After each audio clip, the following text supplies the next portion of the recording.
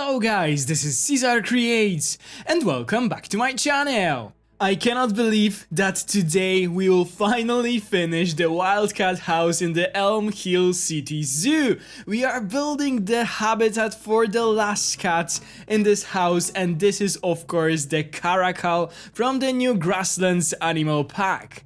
I am so beyond thrilled that finally we are done with this project. I started it actually in February, so at the beginning of this year, so it took nearly 1 year to finish. I absolutely didn't plan for it to go for so long, but all the different projects that we have on the channel, all the different DLCs that sort of messed up our schedule of the uploads just caused this, that this project was almost 1 year of time of building, but I just loved it. I was able to learn so much from building this house about, I don't know, architecture, about the indoor habitats especially. We are, to be honest, almost done because this is actually the last habitat that we are adding here, but we still need to do like the interior a bit, so we'll add some benches are for seating, not branches. I always like mess it up, but benches for the guests, some planters just to make the indoor part a bit more interesting. I'll also have to finish the outside part a bit. I mean, just add some decals, some ventilation on the roof and stuff like that, and it will all be finished. Oh my god, it feels so good. Finally, I won't have it in the back of my mind, back of my head, and I will be able to focus on something else. The funny thing is that I remember the video that I uploaded at the end of the last year. I don't know, maybe it was a doll sheep or fallow deer or something like that, and in this video I shared with you guys my goals from for the next year, for the 2022, and one of those was to finish the Elm Hill City Zoo.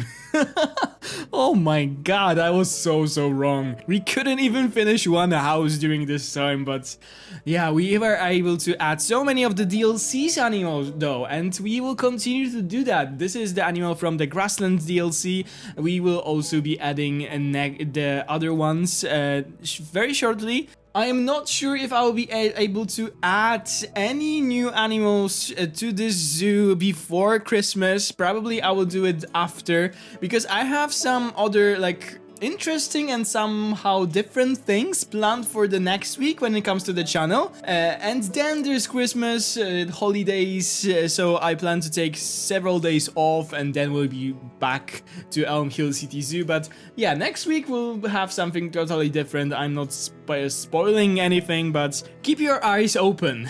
Keep your eyes open and just wait for new uploads next week. Okay, so when it comes to the Caracal habitat, of course, as I told you guys last time, I wanted to do something completely different from the clouded leopard that we've built for last time. I wanted to go for something more dry, deserty, just like a typical, I don't know, a natural habitat of the Caracal. I also want to make all of those habitats in this house different, representing different biomes and different parts of the world. So I definitely wanted to go for something like deserty, something like more of a dry grassland or something like that.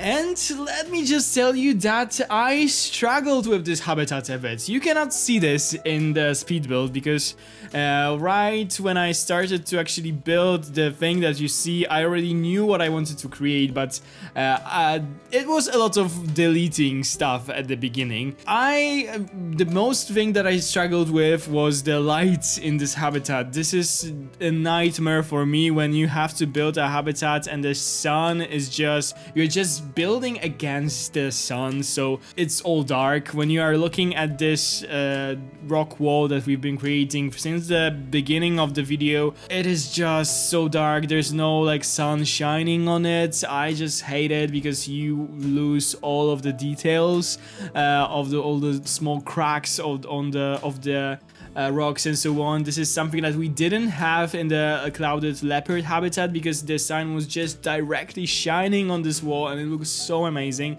but we couldn't achieve that in here, and this is what I really wish wish was like changed one day. So Frontier, but if by any chance you are listening, please let us, you know, choose the exact direction from which the sun is shining on our builds, because it would just make such a difference with building things that you just cannot, you know, see really clearly, just like here.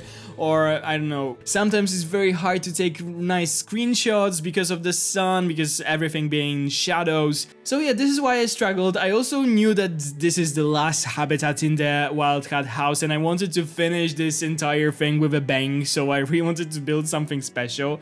And this grasslands and desert theme, like sort of, we've built something like that for the lions and for the cheetahs, so I also wanted to build something unique, and I had just hard time coming up with an idea. And then very obvious thing came into my mind, and I just thought, you have this entire series where you are building a zoo on a desert, and this is the Desert Adventure Park, and you are building quite nice habitats in there, so let's bring a part of the Desert Adventure Park to the Elm Hill City Zoo, and let's build something inspired by the Desert Adventure Park.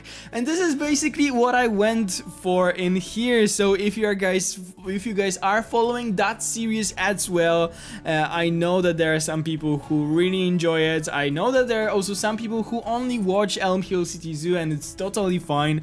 Maybe by seeing this habitat you will also have like an urge to see different builds from the Desert Adventure Park, because this is just something that we are building there. A lot of different rocks, a lot of different, you know, drier plants, a lot of different like elevations using the rock formations, like rock work, rock structures, especially the things that I am doing right now. So using those like flat rocks and creating like those, I don't know, almost like steps coming down or stairs or something using the rocks. This is so typical for the Desert Adventure Park, and yeah, I really love how it looks. I really love how this habitat has turned out. I had some issues with it when it comes to the traversable area of the Caracal, mainly because of the aquatic rocks, those big ones. They have some issues, I think, traversing over them. And also I use this plant that I always forget that I shouldn't use because it messes up the traversable area so much, but I just love it. This is this dry version of the saltworth bush. It just isn't traversable for the animals at all, and also it leaves this like big area around it where the animals cannot just walk. So I love to sink it into the ground and use it as a like dry grass, but you shouldn't do it, especially in smaller habitats, because it totally messes up the traversable area of those animals. So yeah, just beware of that plant. Just a tip from me. Also, the thing that I really liked, and this is something that I just came up by accident, was this like little canyon that we have using the stalagmite pieces. This is what I did earlier in the video. I just love this detail. I think I saw a habitat for some other big cat somewhere in the world in some of the zoos. I tried to look for this image again. It was somewhere on Pinterest, I think, that featured this like canyon using the fake rocks or something. It looks so nice, so I decided to build a smaller version of that here. And also some of you guys suggested in the comments that I should build something like a canyon for the Caracals. So yeah, this is what I did. So thank you for your like suggestion. Because I just love this little detail. I must say that it looks so nice, and in the end I also add like a branch over it so the Caracals can go over this little canyon, and it looks so amazing. And also I did like those rock shelves on the rock formation that you have in the back, and I made sure later in the video that the cats will be able to go up there, and I also added some enrichment items there to make them go up there. This was also like a pain to make it all traversable, but in the end I was able to do that. So yeah, really happy with this habitat. I must say that I was a bit stressed at the beginning because I also wanted to really release that video like over this weekend that I'm actually releasing it on. So yeah, I felt a little bit pressure of the time, and also as I told you guys, I wanted to create something nice for those little guys because I really enjoy them. I must say that this is one of my favorite animals in the new Grasslands pack. I am very surprised by that. I didn't think that I would like them this much, but I think that they are really well made. I love those tufts on the ears, that they are animated. They have those beautiful eyes, and I like that they are actually smaller cats. I must say that this habitat feels like enormous for them because they are so small, but looking at the area for them, it is like this orange color, so it's okay-ish, but it could be bigger even, so it's quite surprising. But yeah, definitely this is a Caracal heaven. It is so large, but yeah, I'm quite happy to give them a lot of space in here. What I also wanted to say is that a while ago I promised you guys that I will upload this house to the workshop, but unfortunately I think that it won't be possible. There seems to be like a limit of the pieces that you can upload in one blueprint. So it's impossible for me to do because I don't know, only the facade of the building is like 5,000 pieces, so yeah, there's a lot of them, like a lot, so I'm sure that you won't be able to use it because we had exactly the same thing with the wetlands house. I also really wanted to upload it for you guys. Many people wanted to use it in their zoos, but it didn't work at all. Then the same issue with the giraffe house also didn't working, so this one would probably also not work, and I will again get thousands of bad comments on workshop that my blueprints don't work. So yeah, we won't do that, but of course, as I promised you guys, there will be soon a tour of the Elm Hill City Zoo on my channel, and after the tour I will upload the entire zoo to the workshop.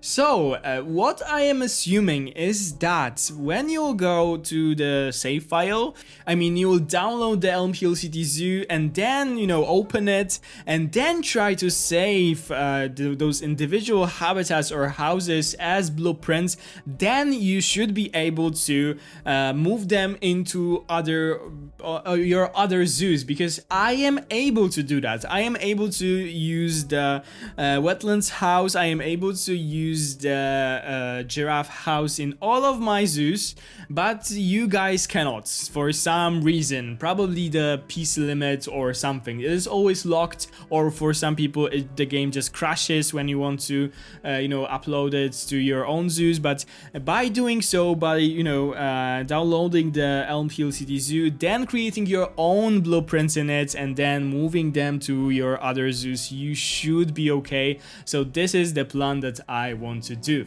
Okay, but coming back to the video, as you guys could see, I added some trees, not too many. I didn't want to make it too like lush. This is still a grassland, so not many trees in there. And then I started to add all of the details to this habitat. I added a ton of those small rock piles, or I don't know, pebbles. I added some of the aquatic rocks for some details, and I started to add a lot of plants, those dry plants, especially the ones from the grasslands pack. Those are not from the pack, those are from the new free update, so everyone should be able to get them. Most of the plants that I will use here are the dry versions, especially those blue stem grasses. I just love them, so I'll be using a lot of them, and also the buffalo grasses, so tons and tons of those. I also add some branches for some details. I'll for the first time use the ones from the Twilight pack. I'm not sure, this is the cone pine or something like that. I must say that I'm not a huge fan of those. I think that they are not like up to the level that Frontier can do the props and so on. They look very like cartoonish, something about them is off, but adding them in between the grasses, the smallest one, looks kind of okay for this biome, so I really like this detail. Also, what I wanted to tell you guys or talk with you guys about is the last Planet Zoo live stream. This was the live stream where they did sort of like talking about the animals of the new pack. We heard some behind the scenes, how they were created from the devs and so on, and also you know, they showcased all the animals and so on. They did also a little quiz about the animals. I knew all the answers, so yeah, it was my time to shine in the chat, I guess. Yeah, but I really did, so I'm such a smart guy, I must say. But yeah, this is just because I know something about the animals, and also I read some facts about them when they were announced. I always do that before I can even see the Zoopedia. I also, of course, read the Zoopedia in the early access time, so I knew the answers for those questions. They were easy for me. But what I wanted to tell you guys is that I did some detective work in there. Because actually they showcased some of the keeper talks again from the Shepherd's Wildlife Park, as they like to do. So Eltanin was there talking with the zookeepers about the maned wolves and the wallabies, I think, and that's all if I remember correctly.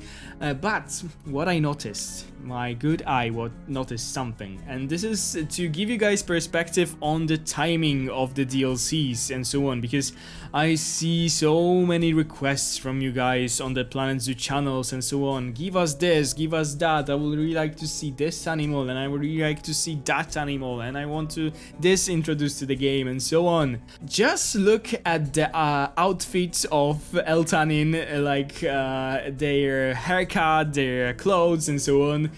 And then go to the video that they did on the bats from the Twilight Pack. And you will see that this is entirely this like shot on the same day. The clothes are the same, the haircut is the same, everything is the same.